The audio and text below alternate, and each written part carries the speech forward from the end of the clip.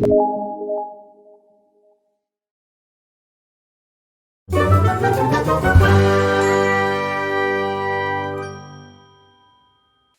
warm welcome and hello and namaste, Jai Hind to all my dear students.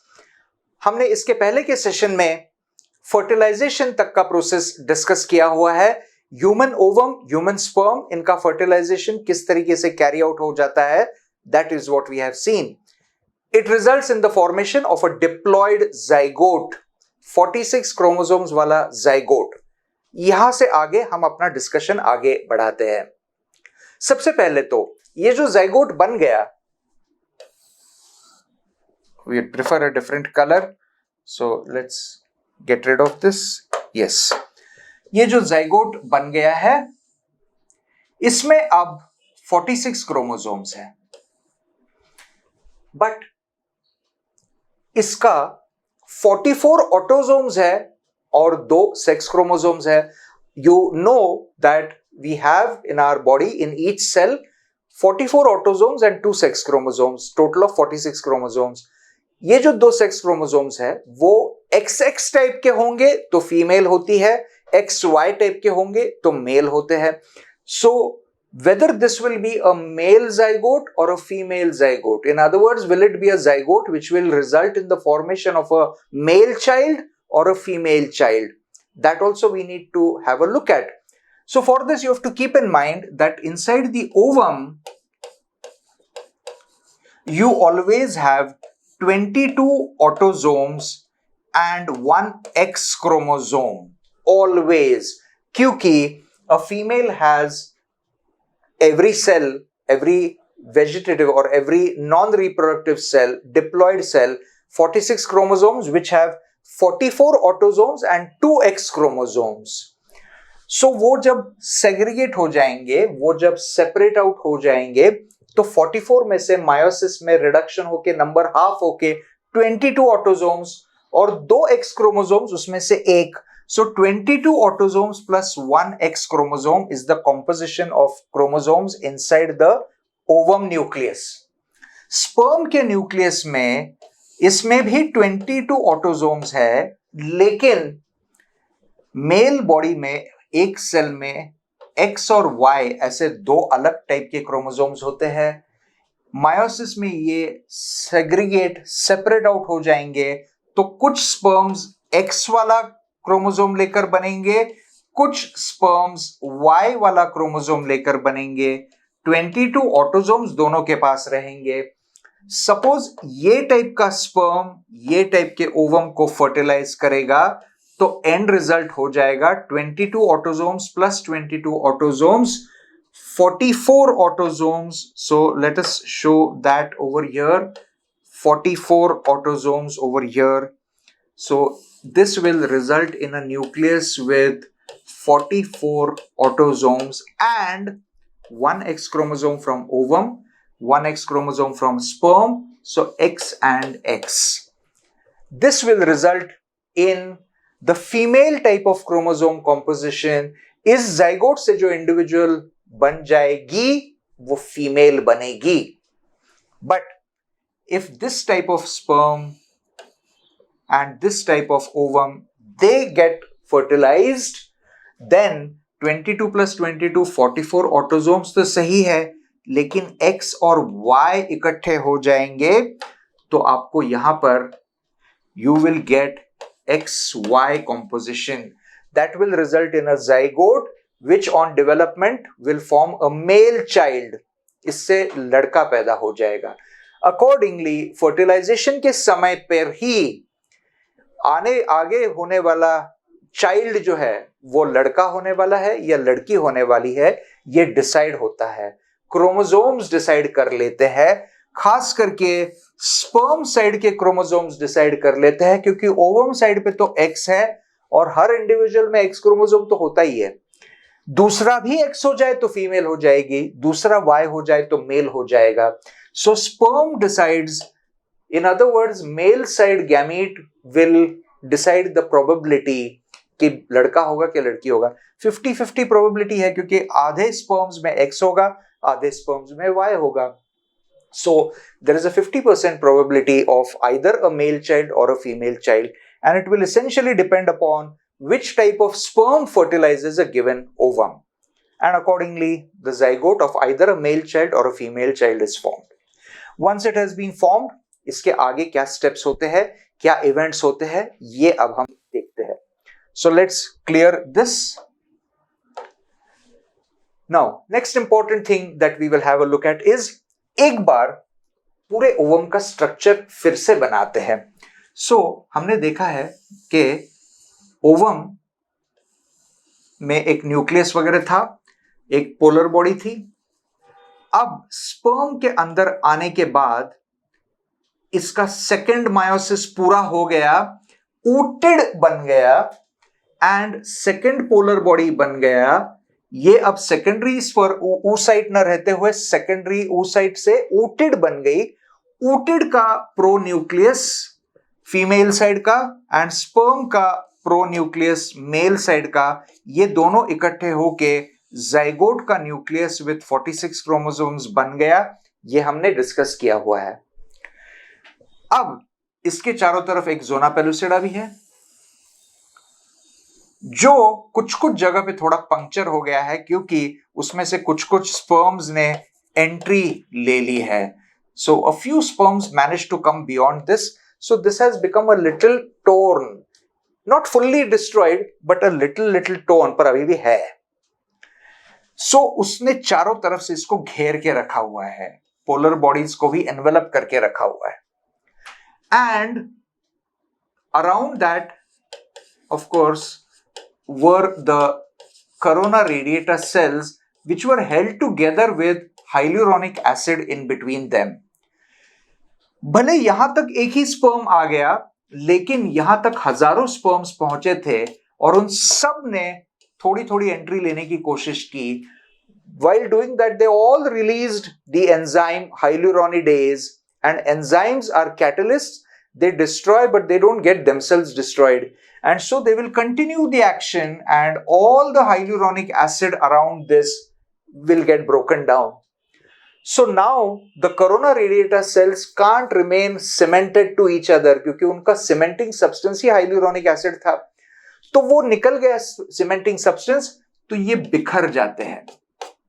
And so we find that this part now starts getting removed. You don't have any more of these structures around. So zona pellucida now becomes the outermost surface. This is very important क्योंकि zona pellucida बहुत slimy और slippery है. उसमें stickiness नहीं है, उसमें अड़ोस पड़ोस में चिपकने की क्वालिटी नहीं है, which is very important क्योंकि ये सारा फर्टिलाइजेशन प्रोसेस कहाँ हुआ? एम्प्यूला में हुआ, ओविडक्ट के एम्प्यूला पार्ट में हुआ. So we saw that infundibulum है फिम्ब्रिया वाला, वहां से एम्प्यूला रीजन है और उसके बाद एक नैरो इस्थमस रीजन है which will go to uterus. If a baby is to be born, zygote को कहां रखना चाहिए? यूट्रस के अंदर रखना चाहिए. फर्टिलाइजेशन कहां हुआ है? इस एम्प्यूला रीजन में हुआ है. So fertilized ovum still needs to be transported here. It can't remain where it got fertilized कि मैं यही बैठ जाता हूं, अब fertilization हो गया है, जाइगोट यही बैठ गया, तो it will start growing here. If a baby starts developing here, ये तो narrow structure है, टूट जाएगा, फट जाएगा, abortion हो जाएगा, bleeding हो जाएगा, it will be very painful. And it will not lead to full development of a 9-month-old baby 4 kgs. ये नहीं हो पाएगा. उसके लिए यूट्रस जरूरी है, तो इसको यहां से यहां तक पहुंचाना जरूरी है. And so the lining cilia have to continue with the beating action, and fertilized ovum को भी ये बची हुई जर्नी पूरा करके यूट्रस तक लाना है. उसके पहले वो अगर कहीं यहाँ पे चिपक गया, तो यहीं पे प्रेगनेंसी शुरू हो जाएगी और कुछ हफ्तों के बाद इसको डिस्ट्रॉय करके ओविडक्ट को तोड़ फोड़ के वो अबॉर्ट हो जाएगी, क्योंकि उसमें उतनी ताकत नहीं है इतना बड़ा होने की. Preventing this is the function of zona pellucida. Because it is slimy, because it is slippery, the ovum will not remain stuck somewhere here. It will continuously get pushed by the ciliary motion and beating cilia will deliver it here. So zona pellucida और 4-5 दिन तक तो कम से कम destroy नहीं होगा, वो वैसे ही रहेगा. बाकी सराउंडिंग्स डिस्ट्रॉय हो जाएंगे, कोरोना रेडिएटा सेल्स बिखर जाएंगे. इसके अंदर अब जाइगोट के आगे के डेवलपमेंट्स, सेल डिविजन्स शुरू हो जाते हैं. These cell divisions are what we call as cleavage divisions. To cleave means to cut into parts. So, इसमें इसका साइटोप्लाज्म पार्ट्स में कट हो रहा है, 1 के 2, 2 के 4 and so on. It is not wrong if you say it is mitosis, but it is better if you call these cleavage divisions, क्योंकि regularly mitosis में क्या होता है, एक सेल से 2 डॉटर सेल्स बन जाते हैं, दोनों डॉटर सेल्स बड़े हो जाते हैं और फिर दोनों के और थोड़े डॉटर सेल्स या ग्रैंड डॉटर सेल्स बनना शुरू हो जाएगा. That is the regular process. यहां पे 1 के 2 होने के बाद इनको बड़ा होने के लिए स्कोप नहीं है, चांस नहीं है. They can not grow big. Why? Because they are surrounded by zona pellucida. Zona pellucida is acting as a sort of guarding membrane which is not allowing implantation, or it is not allowing the fertilized ovum to get stagnated, get stuck somewhere, but at the same time it is not allowing any additional expansion. इसको surrounding से बहुत ज्यादा nutrition भी नहीं ले सकता क्योंकि zona pellucida ने घेर के रखा है, एंड साथ ही साथ इसका साइज बहुत ज्यादा बढ़ भी नहीं सकता. So it starts using the food material which is there inside the ovum itself, and we said ovum carries a lot of food material. So using that for energy purpose, you need energy because अगर nucleus को divide होना है तो that requires a lot of energy. Cell division is a energy taking up process. It requires lots of energy. So 1 के 2 hemispheres halves की तरफ बन जाएंगे और थोड़े थोड़े swell होने की कोशिश करेंगे, लेकिन जोना इनको होने नहीं देगा. They will just project a little against the zona. This first cell division usually takes about 36 hours के आसपास. एक बार 2 सेल्स बन गए तो 2 cell stage is what we call it. Then at right angles to that, so suppose पहला ऐसे हुआ है. Actually ये मेरा डायग्राम थोड़ा सही नहीं है, so let me redraw this diagram. ये इनफैक्ट इसको सबको हटा देते हैं.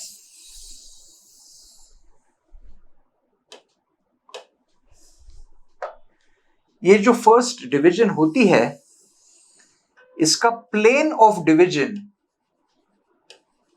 The axis passes through the pole where the polar nuclei are located. So ये ऐसे 2 halves में डिवाइड हो जाएगा. एंड ऑफ कोर्स इसके ऊपर जोना पेलुसिडा है. ऐसे एक बार डिवाइड हो गया तो दूसरा इसको राइट एंगल्स में ऐसे होके और 4 बन जाएंगे. सो 2 इस तरफ, 2 उस तरफ. ये मेरा बोर्ड 2 डायमेंशनल है तो मैं दिखा नहीं सकता, लेकिन इसको अगर आप ऊपर से देखोगे तो अब ऐसे दिखेगा कि यहाँ पे पोलर बॉडीज है और एक ऐसे गया, एक ऐसे गया. 1 2 3 4 हिस्से हो गए. So accordingly 4 parts, and then a third plane of division transfers to all of this, because of which 1 2 3 4 5 6 7 8. अब ये 2 जरूरी नहीं है, ये हट गया, ये हट गया. So ऐसे 1 2 3 4 5 6 7 8 से 8 सेल्स बन गए. पर ये होते होते 3 डिविजन्स हो गई. फर्स्ट डिवीजन में 1 के 2, सेकेंड डिवीजन में 2 के 4, थर्ड डिवीजन में 4 के 8. हर डिवीजन के लिए एनर्जी जरूरी है. सो साइटोप्लाज्म में से न्यूट्रिएंट्स खाए जा रहे हैं क्योंकि बाहर से न्यूट्रिएंट नहीं आ सकता, क्योंकि अभी तक वो यूट्रस में पहुंचा भी नहीं है, और zona is not going to allow any easy exchange at this point. Sorry. So धीरे धीरे साइटोप्लाज्म खत्म होने लगता है, उसकी क्वांटिटी कम होने लगती है. Because of this by the time it becomes 8 cells and each cell tries to become a little rounded because that is what the normal shape of each cell is, we find that this structure now starts looking something like this. एक cell, दूसरा cell, तीसरा cell, कहीं पे यहां चौथा cell, कहीं पे यहां पांचवा सेल, कहीं पे वहां पे छठा, सातवां, आठवां, इस तरफ ऐसे थोड़े लूजली एक दूसरे के साथ एडजस्ट होने की कोशिश कर रहे हैं और बीच में एक गैप बनने लगा है, एक कैविटी बनने लगी है। क्यों? क्योंकि साइटोप्लाज्म कम होते जा रहा है और इसकी स्पेस जो है वो तकरीबन उतनी है, ज़ोना पेलुसिडा ने इनको ज्यादा बढ़ने नहीं दिया है। So they are trying to all become oval and spherical and they are trying to push away from each other, but they can't really easily do that.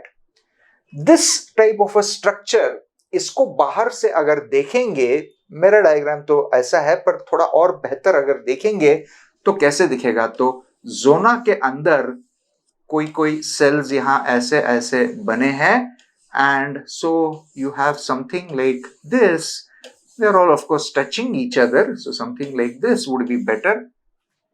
Now this, to the imagination of biologists, actually तो नहीं, हम और आप बोलेंगे तो आप नहीं बोलोगे, आप नहीं मानोगे, लेकिन बायोलॉजिस्ट का थोड़ा इमेजिनेशन थोड़ा ज्यादा तेज होता है, तो उनके लिए ये मलबेरी नाम का जो फ्रूट है, which you get in hill stations like Mahabaleshwar, Matharan and so on, Shimla and Srinagar and so on, तो मलबेरी ऐसे दिखता है। अब ये एग्जैक्टली ऐसे तो नहीं है, लेकिन कुछ प्रोजेक्शंस तो आ रहे हैं ऐसे। तो एनाटॉमिस्ट ने इसको कंपैरिजन किया मलबेरी के लिए। The Greek word for mulberry is morula, and so by the time it becomes approximately 8 cell stage, इसकी एक और राउंड ऑफ डिवीजन हो जाएंगी तो 16 सेल स्टेज हो जाएगा। तो ये 8 और 16 सेल वाली जो स्टेज है, जिसमें वो बाहर से थोड़ा ऐसे ऐसे दिखता है, एग्जैक्टली स्फेरिकल नहीं है क्योंकि वो it is being pushed through the fallopian tube, through the oviduct, and that has very very narrow spaces, तो वो थोड़ा सा दबा हुआ, बट अभी भी कवर्ड बाय ज़ोना पेलुसिडा। ऐसा ये जो स्ट्रक्चर है इसको मोरियोला कहते हैं। So zygote 2 cell stage, 4 cell stage, 8 celled to 16 celled, moriola stage with a zona pellucida on the outside and a cavity inside. This is development of embryo in the first approximately 4 days, a little less or more. First 3-4 दिनों तक ये 8 से 16 cell मोरियोला stage तक आके पहुंच गया है। तब तक वो ओविडक्ट के अंदर एम्प्यूला से निकलकर इस्थमस में आते आते ऑलमोस्ट यूट्रस के पास पहुंच गया है। अब इसके आगे की डेवलपमेंट क्या होती है, let's have a look at that. So let's clear the board of this. So it has come almost two the opening of the uterus being carried forward, and by this time 4 से 5 दिन हो चुके हैं। अब ovulation के आगे 4 से 5 दिन हो गए हैं, इसका मतलब है इसका एंडोमेट्रियम अब बहुत सेक्रेटरी बन चुका है, because it is now in secretary stage. So lots of nutrition coming out, lots of fluids, lots of glandular activity, lots of blood vessels being formed. Endometrium is now become properly thick, soft, glandular, vascular, ready कि ovum आ जाए तो हमारी तरफ से पूरी तैयारी है। उसको हम उसका बढ़िया स्वागत करेंगे, उसको रहने के लिए हम अच्छी जगह दे देंगे। We'll give it a soft mattress to sit on and get implanted also. Don't write mattress in the exam, but just explanation. तो चौथे 5वें दिन तक अब यहां तक आ गया है। तब तक अब rate of cell divisions will now increase very rapidly. Also, by the time it comes out from the oviduct and reaches the uterus, as we said 4 days हो चुके हैं, 4th 5th डे के आसपास तक वो यहाँ पहुंचता है. बाय दैट टाइम ये जो जोना पेलुसिडा था, जिसको ऑलरेडी कुछ कुछ स्पर्म्स ने अंदर आते आते थोड़ा पंक्चर किया था, जिसकी वजह से वो थोड़ा वीक हो गया था, अब ये अंदर के जो सेल्स मल्टीप्लाई हो रहे थे, इन्होंने इसको पुश करते करते they now succeed in completely tearing out and coming out from the zona. So zona पे काफी प्रेशर बन जाता है, क्योंकि हर कोई सेल अपना राउंड राउंड बन के थोड़ा बड़ा होने की कोशिश कर रहा है. ये प्रोसेस में फाइनली ये टेयर ऑफ हो जाता है and the cells come out. Now if there is no zona, they can now stick to the surroundings, क्योंकि इनका जो surface है उसमें कुछ adherent proteins है. It has the ability to stick on the surrounding walls, and uterus के walls they can allow it to get stuck. So the next stage, implantation, getting it stuck and getting it embedded into the endometrium, that can now start taking place. So for this, what we see is around the 5th day, it has now continued its divisions, and by this time, the cell divisions don't happen in a symmetrical way. अब तक 8 cell 16 cell stage तक symmetrically हो रहे थे. इसका मतलब 1 के 2 exact halves, 2 के 4 exact quarters, and same sized 8 parts, same size 16 parts. But इससे आगे अब क्या होता है कि जिस साइड पे पोलर बॉडीज थी, that side we call as the animal pole. Animal pole के साइड पे जो सेल्स थे, they start dividing more rapidly, faster. The rate of division is faster over here, and comparatively the rate of division on the opposite side is not so fast. So these cells over here, they are fewer in number but larger in size, and यहाँ पे they have started becoming smaller in size but dividing very rapidly, and so having a lot of cells. Because of this, they find space is not sufficient. Because the space is not sufficient, a few of them pop out and form a separate collection inside, which we now call as a inner cell mass. Besides, by now zona निकल गया है, तो ये थोड़े expand हो चुके हैं, तो उसकी वजह से अंदर की कैविटी भी काफी बढ़ चुकी है. So now you have got a large cavity.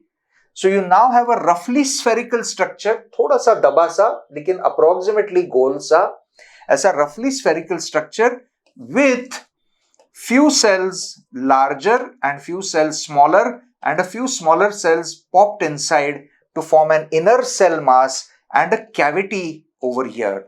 This structure is now called as blastula. So पहले morula था, उसके बाद बन गया blastula. Blastula is going to have quite a few cells. 8, 16, 32, 64 करते करते एक्चुअली वो यहाँ पे और भी रैपिड हो रहा है, तो it has somewhere nearly around 100 cells. 100 cells के आसपास का ब्लास्टुला बन चुका है. शुरू के ब्लास्टुला स्टेज में 30-32 ही सेल्स थे, पर देखते देखते ये काफी ज्यादा डिवाइड हो चुके हैं. इनकी भी एक और राउंड पूरी हो चुकी है. So blastula has a cavity called blastocoel. Any cavity can be seal, so blastocele, and a sort of spherical arrangement of cells on all sides. We can call these as trophoblast cells. Trophoblast. So that becomes like an outer protective layer of cells. You can also call them trophomeres. All cells of the blastula can be called as blastomeres also, but specifically ये जो बाहर के हैं, इनको हम trophoblast cells कहेंगे, और अंदर के जो cells है, they become cells of what we call as the inner cell mass. So this whole part now becomes inner cell mass. Now आगे चल के सिर्फ ये सेल्स एक्चुअल इंडिविजुअल बनाने में मदद करेंगे, ये प्रोटेक्टिव कवरिंग्स बनाने की कोशिश करेगा। सो इससे बेबी नहीं बनने वाला, पूरा का पूरा नहीं बेबी बनाएगा। This will help to form outer protective coverings. This inner cell mass will actually develop into the embryo proper, or in other words, in the human body form, only these cells will start participating. इस तरीके से ये जो blastocoel वाला और blastula stage है वो बनते बनते लगभग 5 से 6-7 दिन तक चले गए हैं. And this is what has actually entered here. ये मोर्यूला से ब्लास्टुला होते होते, ज़ोना पेलुसिडा डिस्ट्रॉय होते होते यहां पहुंच गया. तब तक उसके अप्रोक्सीमेटली 30, 40, 50 सेल्स थे और एक एक राउंड पूरी होते होते एक और दिन चला जाता है. By that time it has now tried to move around, but it will not move very freely because all these surrounding cells now, trophoblast cells, इनका cell membrane, it has, as we said, adherent proteins, so it can start sticking somewhere and accordingly वो थोड़ी देर यहां थोड़ी देर वहां, अब वो थोड़ा चिपकने की कोशिश कर रहा है. Suitable place usually somewhere not in the lower 1/3 because बहुत नीचे चला गया तो एक्सपैंड होने के लिए, बेबी बड़ी होने के लिए, प्लेसेंटा को बड़ा होने के लिए उतना स्कोप नहीं रहेगा. It will go too close to the opening, just as it is too dangerous to sit very close to the दरवाजा of the train, you could fall off. वैसे ही प्लेसेंटा आगे चल के यहां वहां होना उतना अच्छा नहीं है. सो यूजुअली ये अपर 2/3 पार्ट में, somewhere आगे पीछे, it can vary, somewhere here, somewhere there, it can be different places. So somewhere like that it is going to try to get embedded inside the wall of the uterus. It's going to try to penetrate inside. अब उसके पास हाथ पांव तो नहीं है कि वो uterus के लेयर्स को सेपरेट करके अंदर घुस जाए. स्पर्म्स के पास भी हाथ पांव तो नहीं थे कि वो ज़ोना पेलुसिडा को हटा के और विटेलाइन मेम्ब्रेन को फाड़ के अंदर चले जाए. उसके पास क्या थे? केमिकल्स थे. तो ये भी केमिकल्स यूज करता है. Now it will produce some chemicals which will help it to carry out the implantation. Implantation कैसे होता है डिटेल देखने के लिए we will have a look at one more diagram. So let us suppose यहां पे एंडोमेट्रियम का layer है जिसके नीचे मायोमेट्रियम के मसल्स है. So all of this is the uterus का wall. Suppose we have taken a section and we are magnifying it. यहाँ पे ovum आ चुका है, fertilized ovum of course, zygote in other words, or to be more precise, blastocyst यहाँ आ चुका है. Now इसको scale अगर आप देखोगे तो ये about 12 to 15 मिलीमीटर बन चुका है क्योंकि उसका ओव्यूलेशन तक ही प्रोलिफरेटिव स्टेज था. उसके बाद सेक्रेटरी स्टेज था जिसमें वो और भी थोड़ा बड़ा होके इसमें बहुत सारे ग्लैंड्स आ गए हैं. इन्होंने अपने अपने सेक्रीशंस यहाँ छोड़े हैं. So this is about 12 to 15 mm at this stage क्योंकि ओव्यूलेशन होके अब 6-7 दिन हो चुके हैं तभी तो ब्लास्टोसिस्ट बन गया है. This on the other hand ovum size was approximately 100 micron यानी कि 0.1 मिलीमीटर. फर्टिलाइजेशन के बाद जोना अभी भी था पहले 4-5 दिन तक, तो साइज बहुत ज्यादा नहीं बढ़ सकता था. जैसे ये निकल जाए तो ये थोड़ा it expands a little and takes in a little surrounding fluid and makes a nice cavity, the blastocele cavity. So ये 2-3 गुना बड़ा हो जाता है. So it becomes about 0.3 millimeter with, on the polar nuclei side, more number of cells forming an inner cell mass also. ये structure था लगभग 3 गुना बड़ा, 2-3 गुना बड़ा. So this is about 0.3 millimeter, which means it is even smaller than 1 millimeter, जबकि ये 10 to 12 millimeter है. So this is actually going to be a very small embedded structure. ऐसा नहीं है कि इसके मुकाबले ये बड़ा ओवम है, ऐसा बड़ा स्पेस लेने वाला है. It's a small structure. For our understanding, we will try to show it a little bigger. So we will show, suppose ये endometrium है, ये लाइनिंग में कुछ ग्लैंड्यूलर सेल्स है जिनके सेक्रीशंस बाहर आके इसको सॉफ्ट बनाया है। यहाँ बीच बीच में ब्लड वेसल्स और कैपिलरीज भी बहुत सारी है एंड बाकी ग्लैंड सेल्स और भी है। अब यहाँ ये आ गया ब्लास्टोसील। है तो एक्चुअली छोटा, पर मैं थोड़ा बड़ा दिखाऊंगा to just explain. Now cells over here, inner cell mass wala side will align with the endometrium side.